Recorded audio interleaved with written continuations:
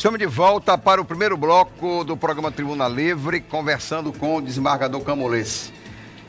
Doutor Camolês, a gente, essa semana já está confirmado, anunciado, né?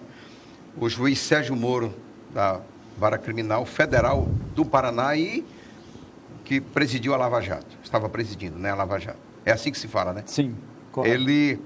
Algumas ações... Qual é a avaliação que o senhor faz do convite e dele ter aceitado o convite para o judiciário como um todo no Brasil? O que é que representa hoje, na sua avaliação, a nomeação de Sérgio Moro para ministro da Justiça com amplos poderes que vai ser dado a ele? Sim. Ultrapassadas as eleições, surgiu esse comentário através do presidente eleito, que iria convidar o juiz Sérgio Moro para compor o ministério ou então uma vaga no Supremo Tribunal Federal. E hoje pela manhã eu ouvi uma entrevista muito rápida, ele no avião, indo para o Rio de Janeiro. Quando eu vi no avião, eu já presumi que teria aceito, porque não iria se deslocar se não tivesse aceito já previamente. Pelo menos uma sinalização muito forte. E logo em seguida eu vi que ele teria aceito, né?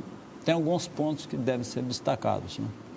Operação Lava Jato, você nunca pode falar que tem a visão ou o perfil de uma única pessoa, um único juiz, ou só aquele juiz vai acertar. Não é assim.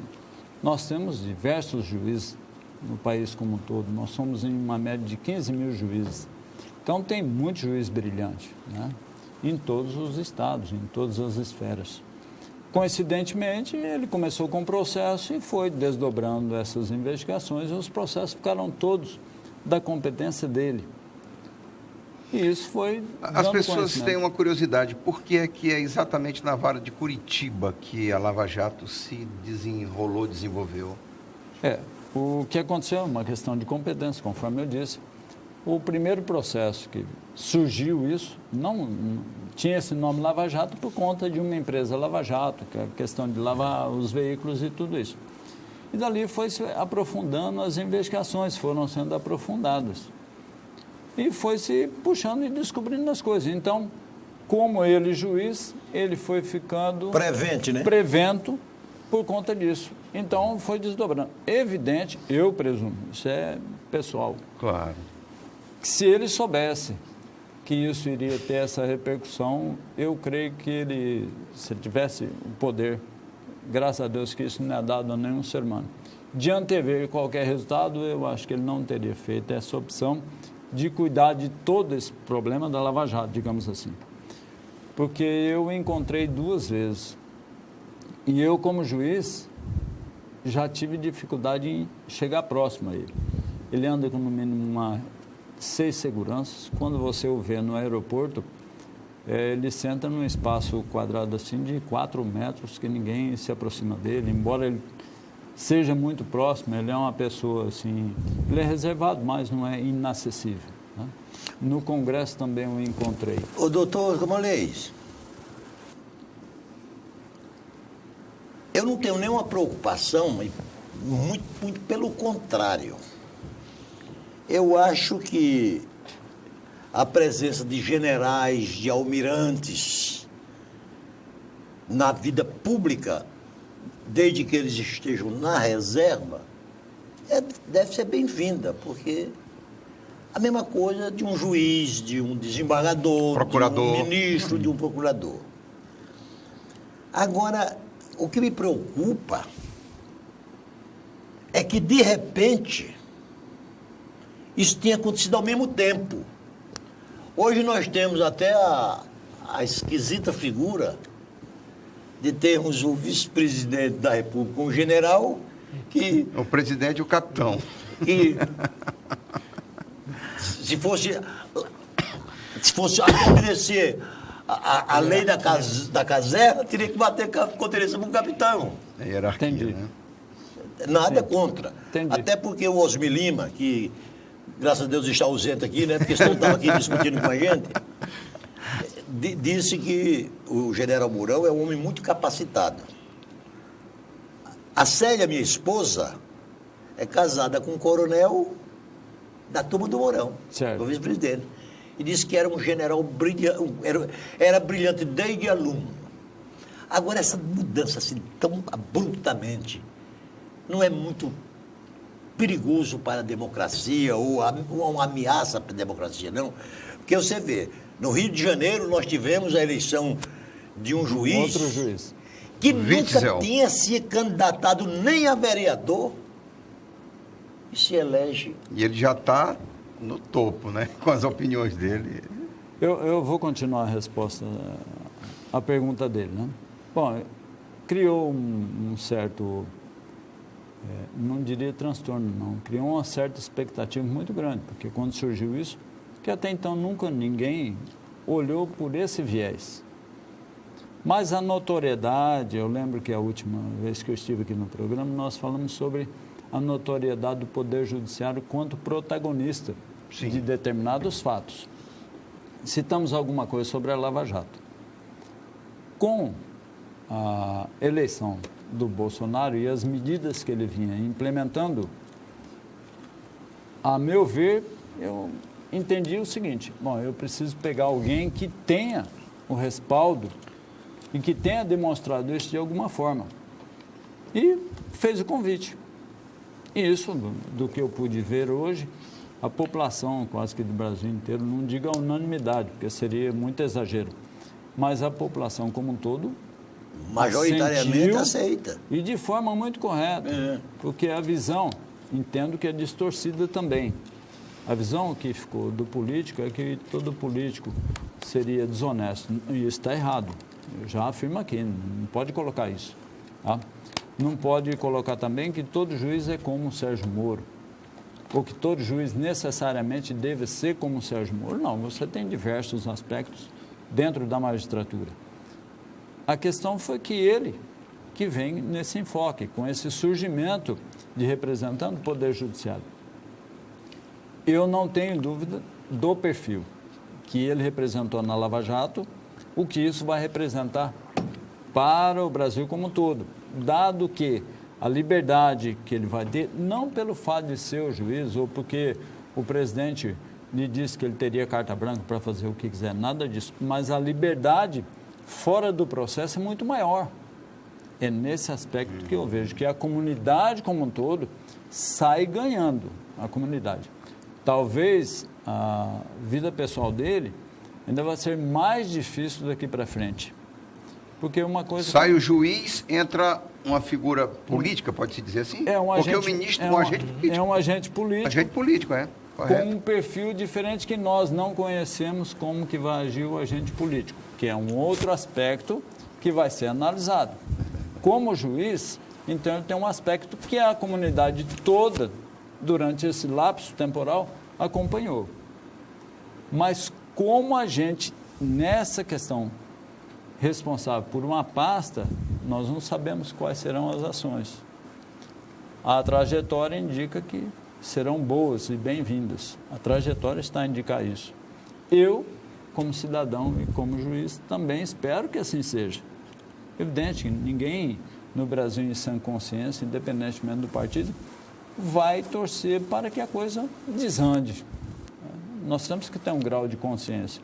De responsabilidade. De responsabilidade social De também. não torcer pelo quanto pior, melhor, né? Eu não posso fazer isso. Isso seria irresponsável como cidadão.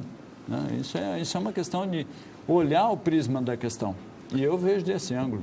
Desembargador, nós saímos de uma eleição muito plural, né? Uma situação bem diferente como se viu nos últimos tempos, né? Nas últimas eleições. E parando bem para pensar, a gente percebeu que houve um aumento também dos magistrados, a participação dos magistrados, dos advogados nas eleições. Eu trouxe aqui um dado que foram 27.566 pedidos de registros de candidaturas ao Tribunal Superior Eleitoral, sendo 1.741 por advogados, o que representa 6,3% desse total. Nós tivemos, então, nesse aparato todo, que o judiciário é o setor com menos representações nas eleições dos anos, mas há uma tendência que há uma modificação nisso. A gente lembra aqui do Odilon de Oliveira, né, que é o ex-juiz. Mato Grosso do Sul. Das decisões políticas da segurança pública, Sim. uma bandeira dele. O Marlon Reis também, ele teve a questão da lei da ficha limpa, né, um dos autores. Tivemos em Tocantins, no Rio de Janeiro, Maranhão. A pergunta que faço, lugar de magistrado também é na política? Eu defendo que sim. Nós Boa pergunta. Nós tivemos um debate. Se o senhor defende que sim, o senhor pretende ser candidato algum dia? Deixa eu já lhe explicar. Chega lá agora.